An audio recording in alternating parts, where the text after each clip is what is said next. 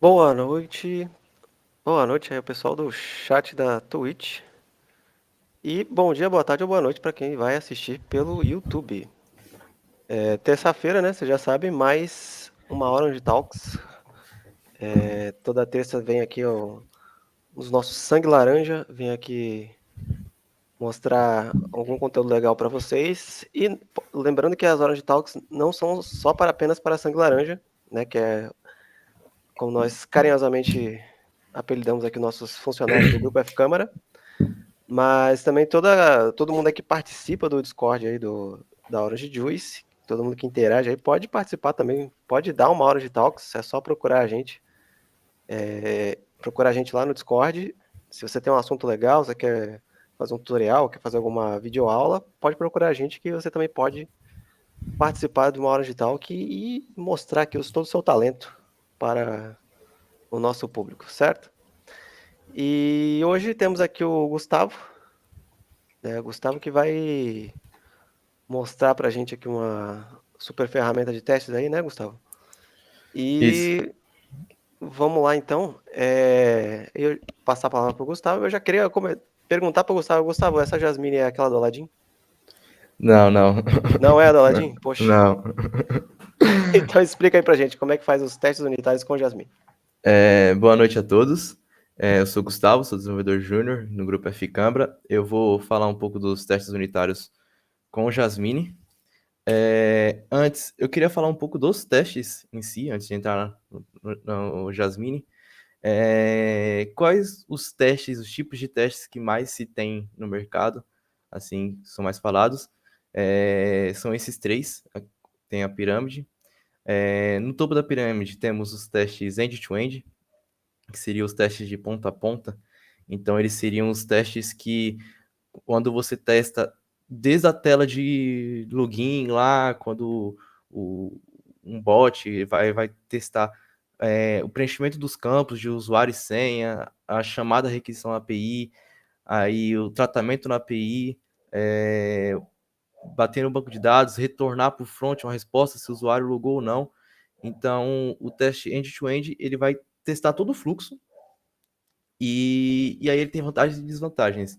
Uma vantagem é que ele é um teste muito mais rápido para ser feito, já que você basicamente precisa configurar ali um bot que vai estar fazendo esse teste no front, mas também ele é um teste muito mais caro, porque você precisa ter um sistema, um ambiente de um ambiente ali, né, de teste para o front, para a API e para o back-end e para o banco de dados. Então você precisa ter tudo aquilo ali já configurado. Depois temos os testes de integração, já volto nele, e temos os testes unitários. O que são os testes unitários? Em resumo, é quando você testa a menor quantidade de código possível, o menor bloco de código possível. E isso pode ser uma função, pode ser um método, e é isso. Você tem aquela função, você vai testar só aquela função. Desvantagem dele: é um teste que demora mais para ser feito, em comparação aos testes end-to-end, porque você vai ter que escrever um teste para cada função, mas também é um teste menos custoso para a empresa. E no meio disso tem os testes de integração. Como eu falei, o teste unitário, ele é só aquela função, é só aquele bloco de código que você vai testar. Mas às vezes temos uma função que, por exemplo, ela vai bater no banco de dados, uma função que ela vai chamar outra função, e aí é o que entra os testes de integrações, que quando você quer testar se a integração com algo está funcionando. Ele é muito interessante, ele está ali no meio termo dos dois, e tanto em custo, porque você também precisa ter um ambiente ali, e também em tempo para ser desenvolvido. Também é muito falado do TDD, eu não vou abordar muito esse assunto, só passar por cima, que o teste unitário, não necessariamente, mas geralmente quando você está só trabalhando com o teste unitário, você acaba escrevendo um teste para uma função que já existe. Com o TDD você pode trabalhar usando testes unitários também, mas o TDD ele tem a premissa de você escrever um teste antes do código. Então, esses três passos que tem na imagem. E primeiro você tem que escrever um teste que ele vai falhar. Depois você vai escrever o código e aí vai fazer o teste passar. E depois você tem que refatorar aquele código para deixar ele menos verboso e mais bonitinho, né? O bom do TDD é que você, como você precisa do teste antes de começar a codar, de fato, né, escrever o código ali, você precisa estar bem claro na sua cabeça o que você precisa fazer. E isso acaba ficando basicamente como até uma documentação. Se alguém alterar a função no futuro, tem que estar atendendo o teste. E isso é muito ótimo porque você não perde a regra de negócio do sistema. Agora, focando mais nos testes unitários, vou falar agora sobre o Jasmine, que é o Jasmine é o JavaScript orientado por comportamento. E o que é o Jasmine? Ele é um framework para criar testes automatizados. O bom do Jasmine é que ele não depende de nenhuma outra estrutura JavaScript. Você pode usar o Jasmine ali com Node, com outras dependências. Tem o Karma, que é muito usado com o Jasmine. Mas se você quiser usar só o Jasmine, puramente ele, você consegue. Quais são as características dele? Como eu falei, ele não tem dependência, ele não requer um DOM.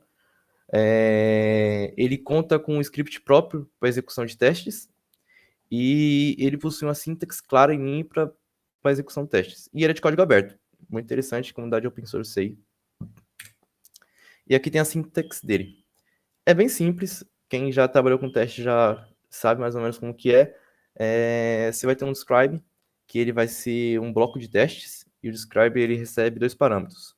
Uma descrição ali do que é o teste e uma função. Dentro do describe, você vai ter os its. O it é o teste. E aí você pode ter 1, 2, 3, quantos its você quiser.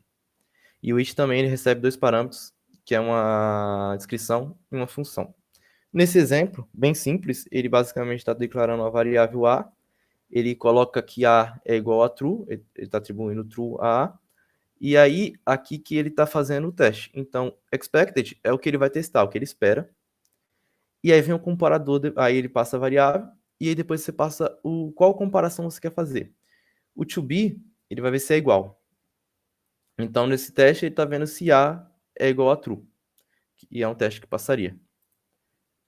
Aqui tem alguns links úteis que pode ser interessante para quem se interessar mais.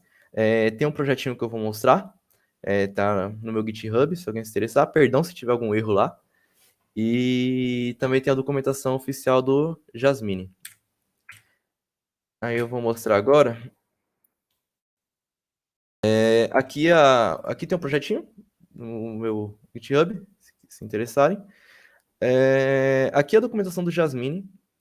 E aí, beleza. Quero começar a usar o Jasmine. Você tem algumas formas de começar a usar. Você pode vir aqui para iniciar e você pode começar com Node. Você tem um projeto em Node, você vai dar um npm install ali no Jasmine e ele vai estar lá entregado no seu projeto, é bem simples. Ou não quero usar o Node, não quero ter dependências. Você pode vir ali no Releases. E aqui tem as versões do Jasmine, aqui no GitHub. A mais recente é a 4.0. Foi lançada bem recentemente. E você pode vir aqui e baixar somente o Jasmine. Tem a versão standalone. Aqui é um zip, que você pega esse zip, você vai descompactar e é isso, é só começar a usar. Quando você descompacta o Jasmine, é isso que você vai ter ali quando você baixar. Que foi o que eu fiz. Aqui, no meu caso, está na versão 3.9. Vem basicamente isso. Vem uma pasta lib, só com os arquivos do Jasmine, mais nada. Quem trabalha às vezes com Node, sabe que a Node Módulos ali tem um monte de pasta. Então aqui com o Jasmine você só precisa disso, esses 6 arquivos e um PNG ainda. Além da pasta lib, vem a pasta spec, que é onde você vai colocar os seus testes. Aqui tem uns testes que eu criei para exemplo, os arquivos de teste. Vem uma pasta CRC, que você pode fazer um sisteminha. Eu não criei nada, meu foco era só ter os testes mesmo nesse projetinho. Tem esse arquivo de licença e aqui esse arquivinho HTML, que é o que roda, onde roda tudo. E nesse arquivo HTML ele basicamente importa os scripts do Jasmine para poder rodar. Tem os scripts de execução, já que ele tem um script próprio. Você pode importar algum script que você tenha aqui do seu projetinho, se você quiser também. E aqui você importa também os scripts do teste. Então, tá aqui os arquivos que eu criei. E aí, basicamente, para rodar, quero rodar o teste. Você pega esse arquivo e você joga no seu navegador. E tá aqui, basicamente. Esse é, quando você roda, é isso que ele mostra. Ele é bem rápido, ó, vou até recarregar aqui. Pum, já rodou tudo de novo. Esses aqui são todos os testes que eu criei. Esses verdes significa que o teste passou. E esses aqui mais amarelos, estão pausados. Mais na frente eu vou mostrar quando o teste dá erro, como que ele fica, ele mostra. Mas basicamente tem 48 testes e 11 estão pausados, 0 deram erros. Então vamos iniciar aqui, mais parte mais técnica. Então, como eu tinha falado, tem um describe, que é o bloco de testes, e aí vai ter os its, que são os testes em si. Tem alguns testes. Uma coisa interessante é que você pode colocar um describe dentro de outro describe. Não é tão bem visto na comunidade fazer isso, mas se você quiser, você pode fazer. Geralmente é mais recomendado você colocar que em um arquivo tem apenas um describe, mas para organização de código. E aqui eu tenho alguns exemplos de comparadores que existem no Jasmine. Eu vou mostrar bastante coisa aqui, mas eu recomendo que olhem a documentação dele, do Jasmine, porque tem muita coisa. Então você pode vir aqui em Docs e tem toda a documentação certinho e ajuda muito a trabalhar com. Então, basicamente, como no exemplo que eu tinha mostrado antes, aqui temos um to be, né? Você pode ter mais de um expected no teste. Então aqui eu estou vendo se true é igual a true e se teste é igual a teste. E aí tem uma curiosidade do to be, que quando você for testar um objeto, ele não vai testar apenas se o conteúdo é igual. Ele também vai testar a referência do objeto. O que isso significa? Eu tenho o objeto 1 e o objeto 2. Eles têm o mesmo conteúdo, todos os conteúdos deles são iguais. Só que se eu for ver se o objeto 1 é igual ao objeto 2, ele vai retornar um erro para mim, porque não é a mesma referência. O conteúdo é o mesmo, mas não é o mesmo objeto. A memória não é a mesma referência. Então, no caso, aqui eu estou fazendo um teste de negação, que eu posso utilizar o not. Então, eu estou dizendo aqui que o objeto 1 não é igual ao objeto 2.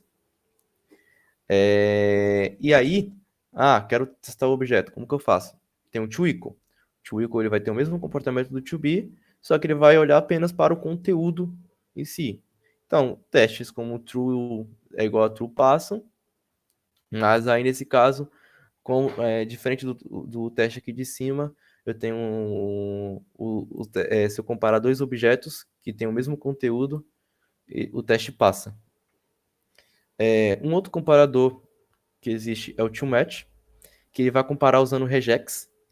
Então eu tenho essa string aqui, teste com Jasmine, e aí eu posso procurar se ele encontra a palavra Jasmine dentro da string. Veja que ele é case sensitive, então tem que ser o J maiúsculo.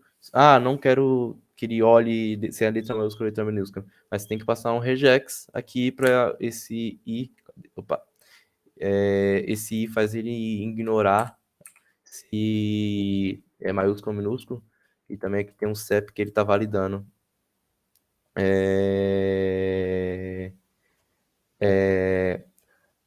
Para comparar o CEP. Eu vi que perguntaram aqui, o TwoEqual serve para comparar referência ou não compara referência? O TwoEqual, ele não compara referência. O que vai comparar a referência é o ToBe. Desculpa se eu acabei me atrapalhando falando, mas se você quer comparar, vai, tipo, eu quero ver se é a mesma referência ali na memória daqueles objetos, você vai no to be.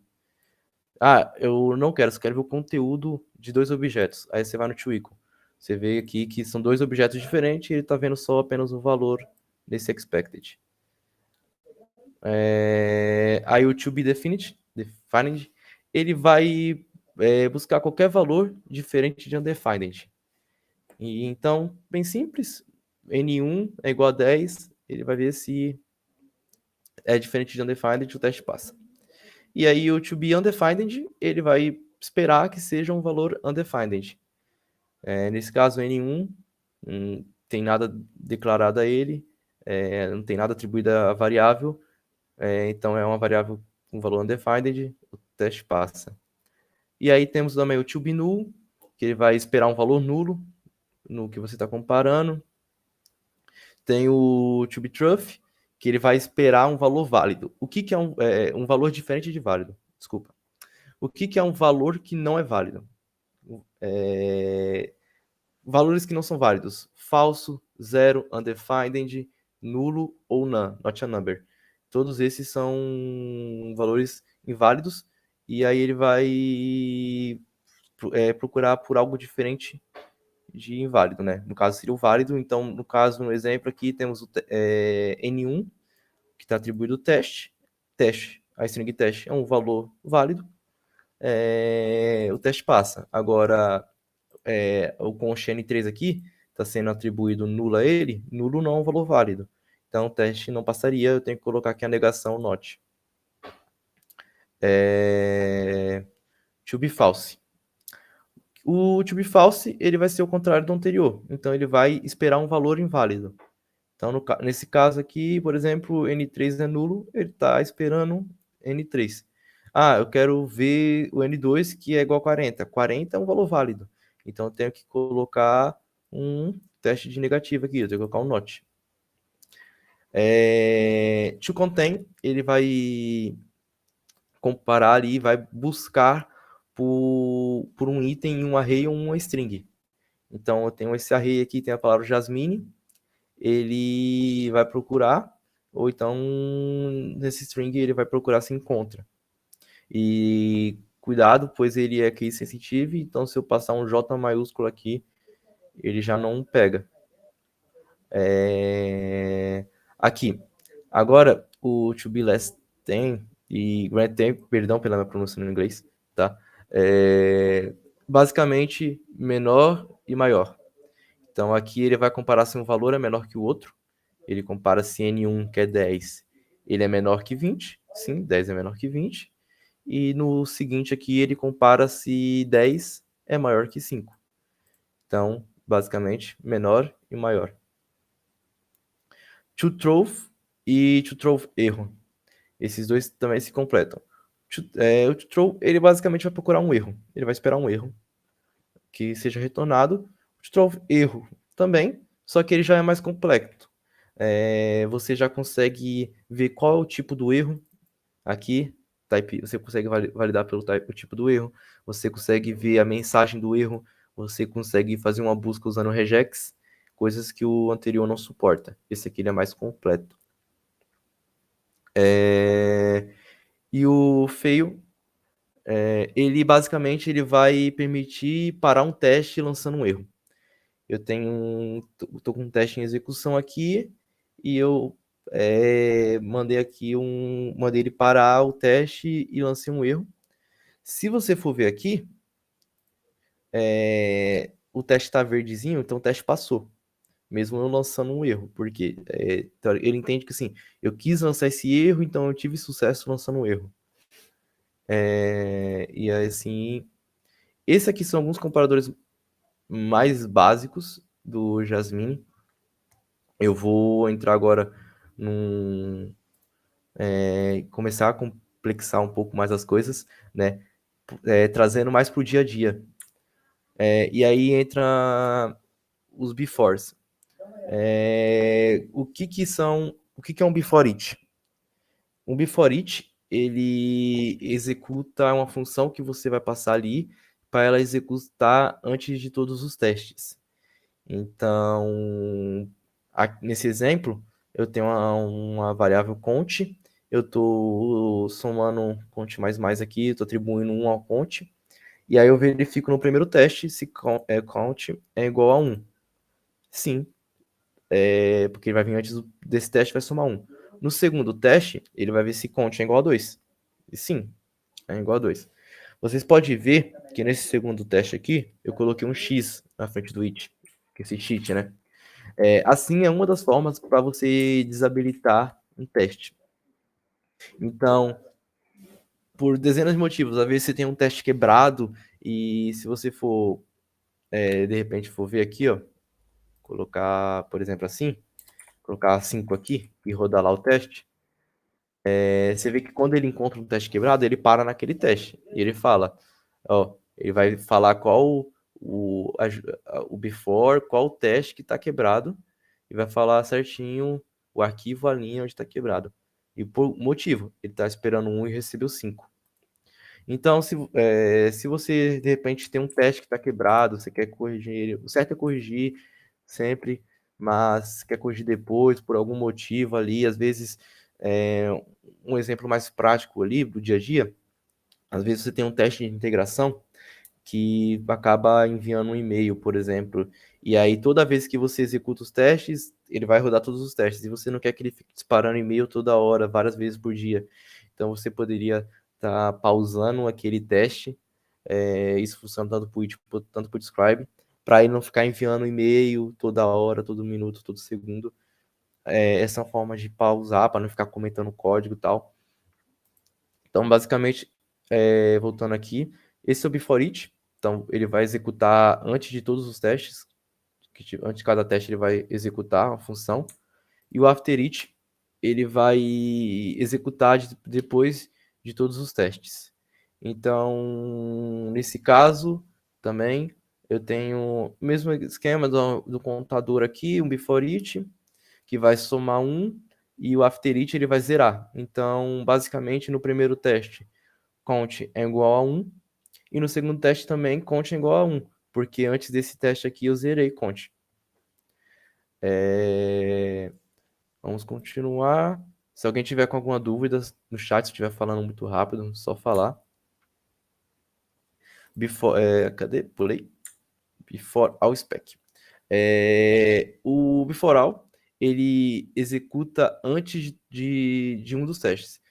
Diferente do before it, que antes de todos os testes ele vai ser executado, o before all ele vai executar antes do primeiro.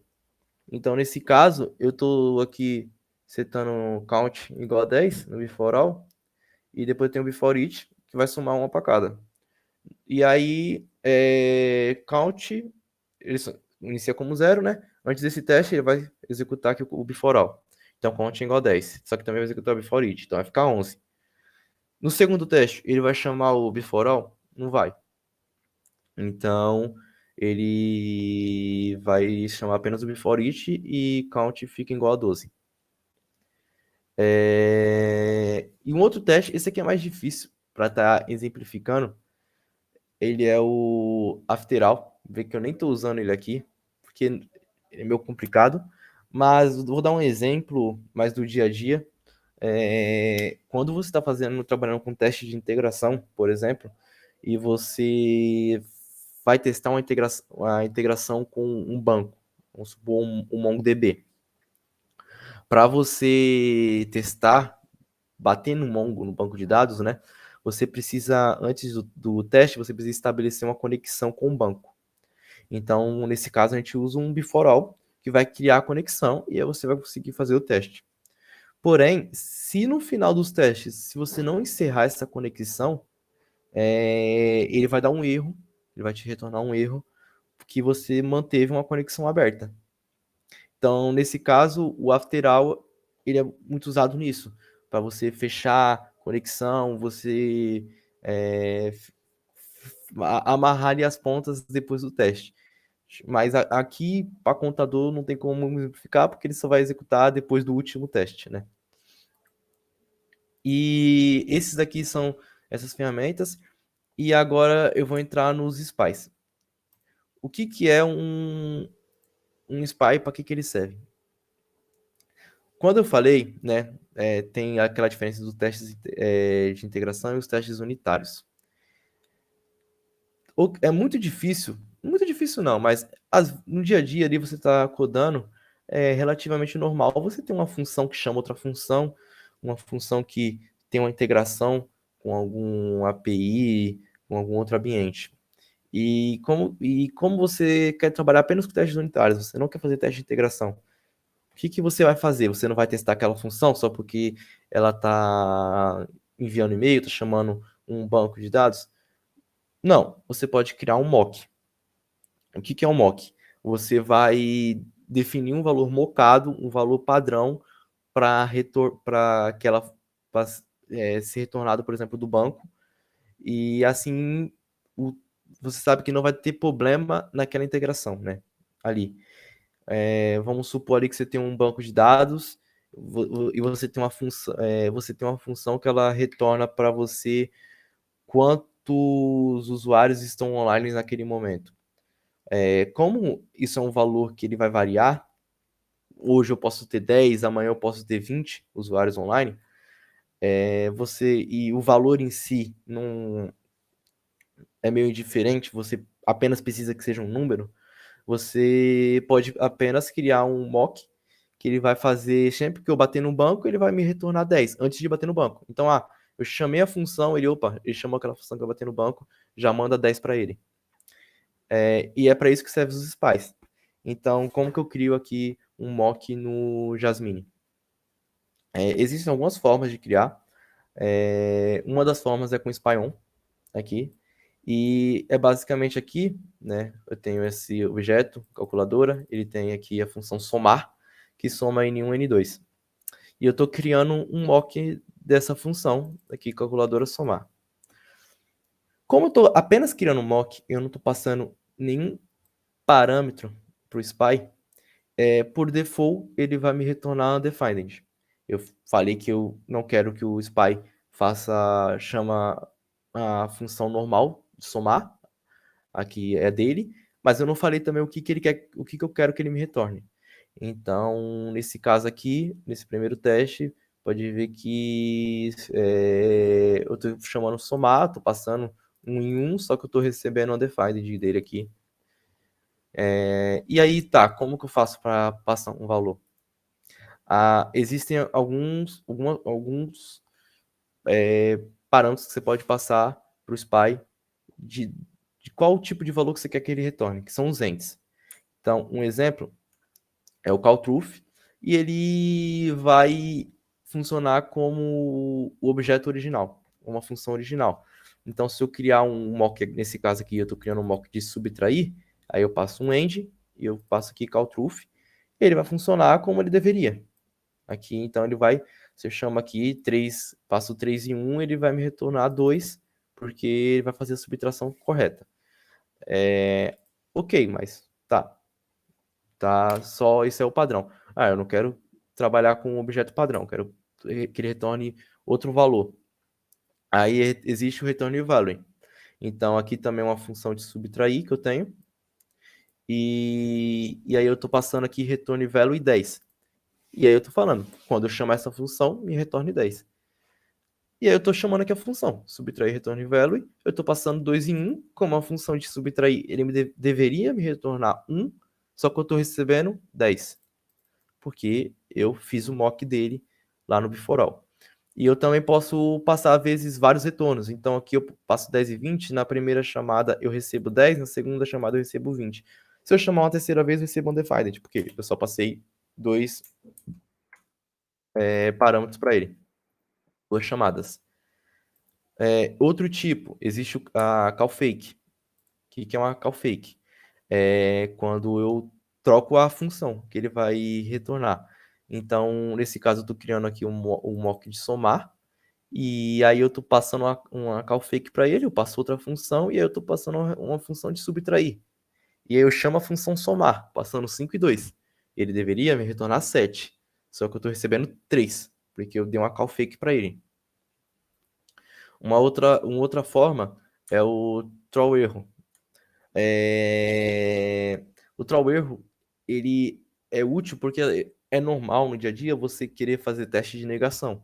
Às vezes você faz um teste, e aí você quer que o teste dê sucesso, funcione como eu esperado. Só que e se eu chamar aquela mesma função e eu passar os parâmetros errados, eu não quero que a função funcione, eu quero que a função dê um erro. Então, isso é um teste de negativa que a gente fala.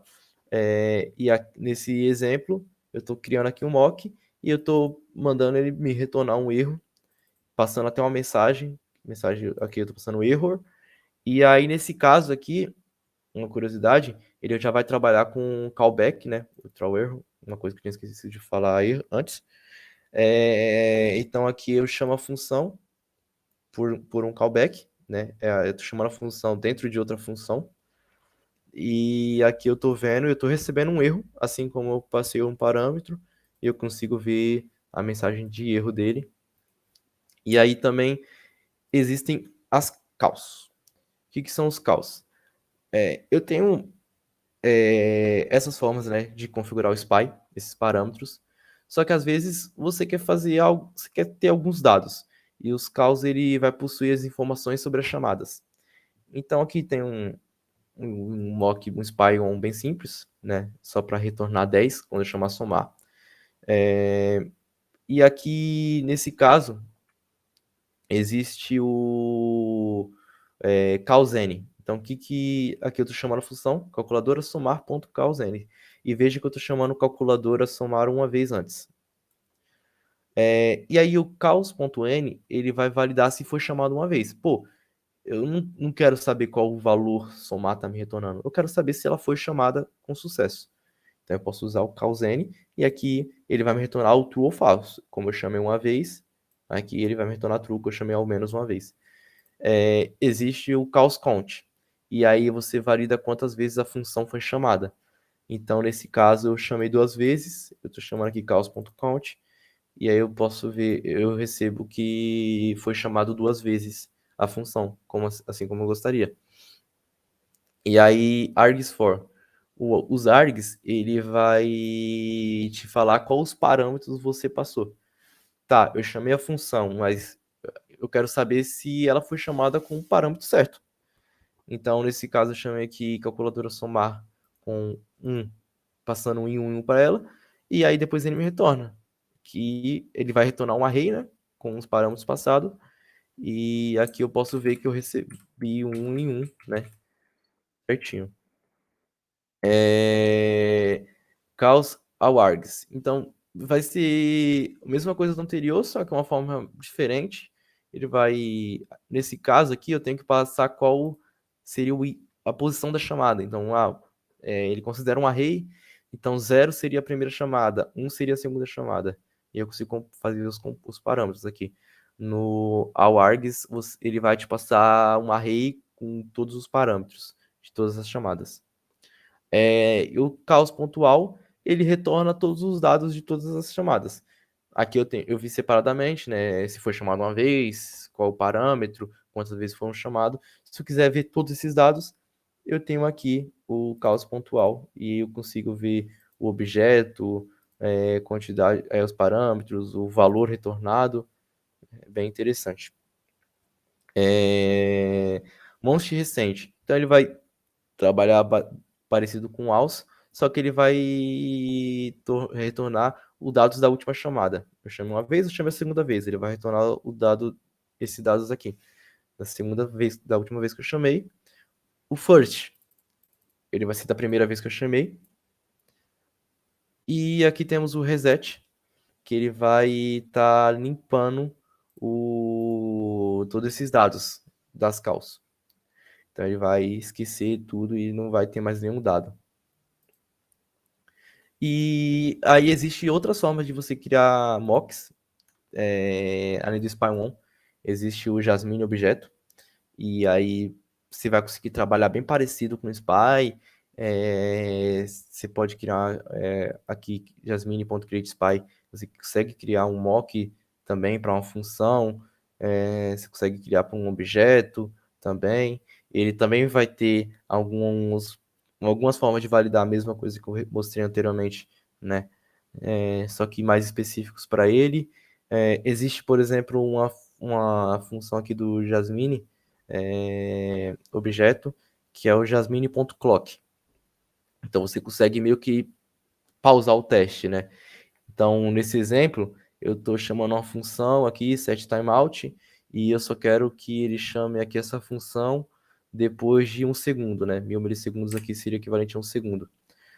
E se eu olhasse, né, se eu fosse direto para o teste, daria um erro, né? Porque ele é assíncrono, ele não vai esperar esse setTimeout. Então, para isso, eu precisaria colocar um jasmine.clock, passar o tempo que eu quero que o teste espere, e ele vai pausar o teste aqui por 1 segundo. E aí existem muitos outros aqui, bem parecidos também com o Spy. E assim, eu já falei pra caramba, né? Já mostrei coisa pra caramba. Na documentação do Jasmine tem muito mais coisa que eu fiz de exemplo aqui nesse projeto. Mas se mesmo assim isso tudo não te atender, você consegue fazer o seu próprio comparador. Então aqui eu criei o meu próprio comparador. É um comparador bem simples, ele valida e-mail.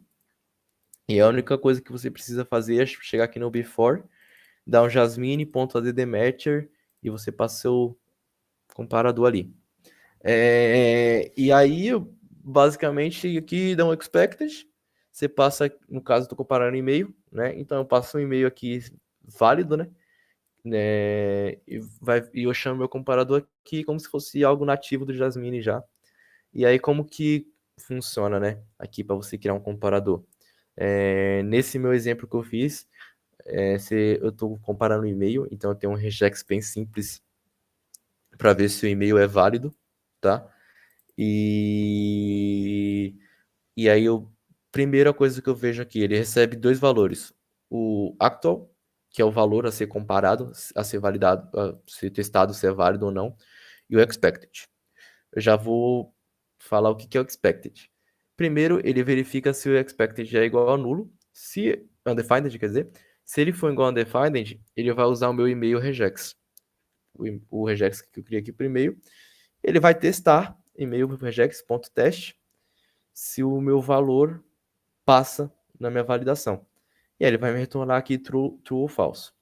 Depois eu pego esse result.passe, passo um if aqui, vejo se true é false, ou se é true ou false. Se for verdadeiro, eu retorno uma mensagem dizendo que o e-mail é válido, e se for falso, eu retorno uma mensagem que o e-mail não é válido. E o que é o expected? O expected é o seguinte, eu tinha mostrado, né, que alguns comparadores eles aceitam regex, né, ali para estar comparando, e é basicamente isso. Então, dar um exemplo assim, nesse caso eu tenho esse comparador de e-mail. Ele vai fazer comparações simples. Ele procura uma string, o sinal do arroba aqui, outra string, um ponto e outra string. Vamos supor que em uma função específica do meu teste, apenas ser um e-mail não é suficiente. Tem que ser um e-mail da F-câmera. Não pode ser uma string qualquer aqui no meio. Tem que ser F-câmera para poder satisfazer meu teste, minha função. Pô, eu vou ter que criar um novo teste só para aquele caso. Se você não precisa fazer isso. Então eu posso passar aqui um comparador diferente, um regex diferente, que aí nesse caso específico, para ele passar, ele tem que ter aqui depois o arroba cfcambra. E aí ele passaria. Assim, você pode criar seus testes infinitamente aqui, seus comparadores, quer dizer. É mais recomendado o seguinte: se você pode fazer com os comparadores já existentes no Jasmine, opte por usar os Jasmine para evitar dar erro, você se perder, onde está o erro. Mas seja livre para criar seus comparadores aí. Já falei bastante, né? Agora queria saber se alguém tem dúvida, algo do tipo. Pode mandar aí.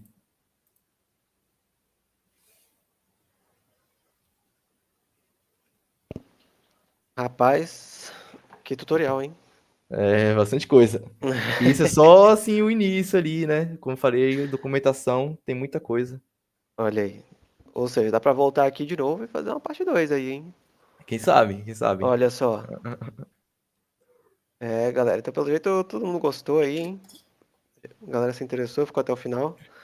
É muito legal aí. Descobrimos aí que o Jasmine não é o da Aladdin, mas sim É, uma ferramenta aí muito importante para fazer teste. É, bom, acho que não tem mais perguntas, né, galera? É, se você chegou aí no meio da talk, perdeu alguma coisa, a partir de amanhã já vai estar no nosso YouTube, tem lá uma playlist com todas as talks, então se você perdeu a da semana passada também está lá. E se você quiser ver de novo, obviamente, ver o tutorial do nosso amigo Gustavo, também vai estar lá para você ver tudinho, pausar, anotar e acompanhar o passo a passo, beleza? Então, Gustavo, muito obrigado aí pela presença, muito obrigado pelo seu tempo eu que agradeço pela e oportunidade. tendo novos assuntos aí, se quiser fazer a parte 2 é só falar com a gente que aqui nosso canal está totalmente aberto para você difundir aí o conhecimento com o pessoal. Beleza, muito obrigado, viu? Beleza? Então, muito obrigado a todos que ficaram aí até o final. Muito obrigado ao Gustavo novamente. E tchau, pessoal. Valeu. Tchau, tchau.